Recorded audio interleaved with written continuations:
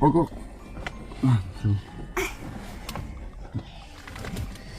Papa, pourquoi t'as des gants? Oh. T'as tout. T'es prêt aux vacances? On va où? À l'école. À l'école de ta fille. Maman, il est où ma valise? Dans le coffre. Non, ma valise reine de neige. De là, en dernier de tout. ส่งลูกชายเรียบร้อย บ่ให้ใจที่สุด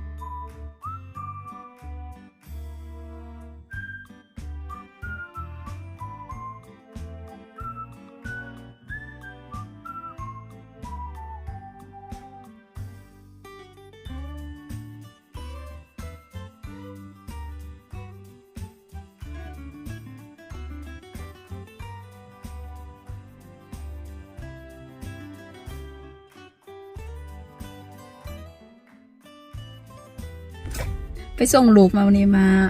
ทุกคนเป็นอัน 1 เดือนครึ่งที่อยู่กับลูกทุกมื้อแล้วก็เลยแบบรู้สึกว่าจังได๋วะปลดปล่อยแบบบ่แม่นปลดปล่อยบ่สั่งสิเว้าจังได๋ทุกคนมันรู้สึกว่าบ่เมื่อยสินะมันบ่สั่งสิเว้าเอ้าลูกติดทุกมื้อแล้วมื้อนี้แบบมือทำอีที ในหอบเกือบ2 เดือนบ่2 เดือนเนาะเกือบ2 เดือนนั่นแหละเดือนปลายเกือบ2 เดือนตอนนี้สิพากันไปกินกาแฟแล้วก็วันนี้มื้อนี้มีหลายอย่างเฮ็ดทุกคนเกี่ยวกับเอกสารหลายอย่างก็คือวันนี้เซาติกกลับมาบ้านเราอยู่อันเจ้าของอพาร์ตเมนต์แล้วเราก็เอามาใส่ให้เซาติกได้แล้วเซาติกก็ไปเปิดเจ้าก็มีเต็มอะยะเลยโอ้ยเซาติกมักทรงผมนี่ทุกคนแบบบ่ต้องเฮ็ดหยังหลายสินะแบบบ่ต้องเฮ็ดหยังแบบมันฝุ่งมันอย่างมันโวลูมตลอดล่ะสติกเป็นคนนี้เฮ็ดบ่เป็นเฮ็ดอันได้ผมยังบ่เป็นแล้วเป็นสติกมักอันนี้แต่รู้สึกว่ามันแบบกำลังละล่ะเดี๋ยวนี้รู้สึกว่า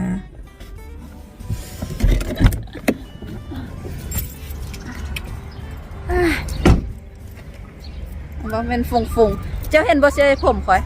เห็นบ่ผมข่อยตอนนี้มันเป็นอัตโนมัติเนาะ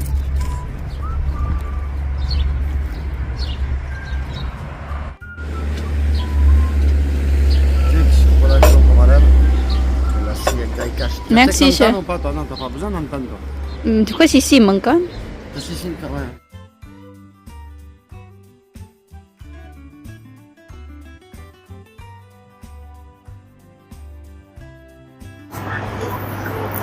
กลับมาคือเก่า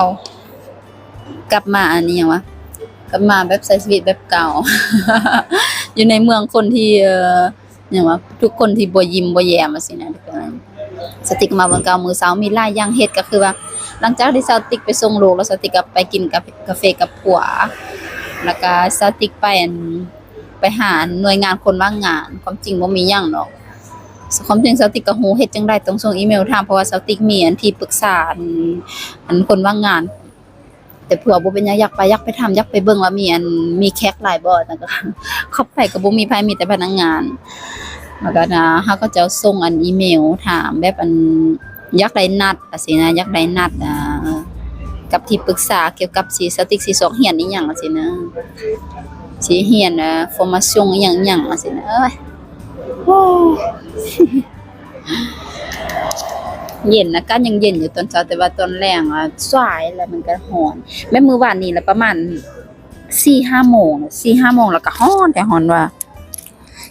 ติดชนิดได้บ่ติดอันนี้ก็ยังดีเด้อที่สติกซื้ออยู่ลาวแล้วก็คือราคาเท่าใด 500,000 ถึงเท่าใดว่ายูโรเท่าใดวะ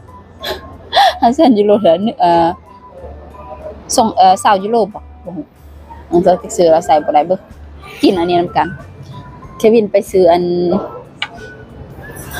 เบิ่งทุกคนอันนี้เป็นอันปลาแดกฝรั่งเห็นบ่กับทูน่า กติหิวท้องห้องกึกกักกึกกักอะ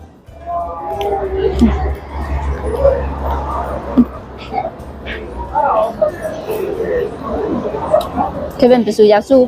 ลืมเอายาสูบมา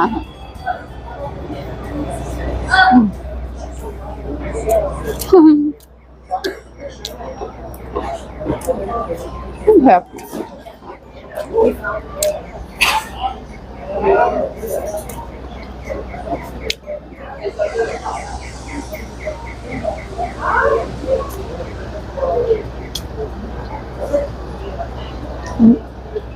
เดี๋ยวแซ่บอยู่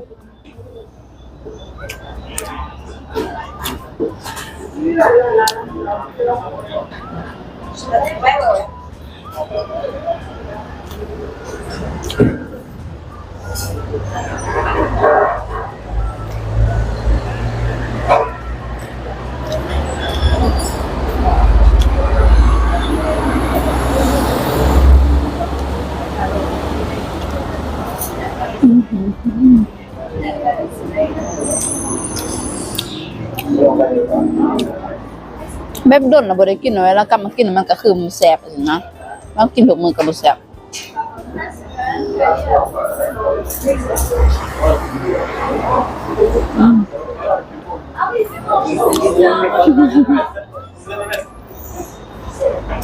ครับพี่น้อง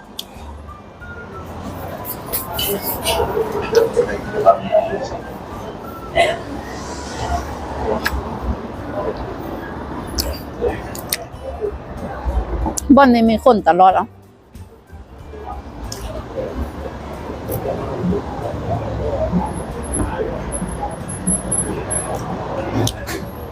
มันเป็นชายแดนอยู่ฝรั่งเศสกับสเปน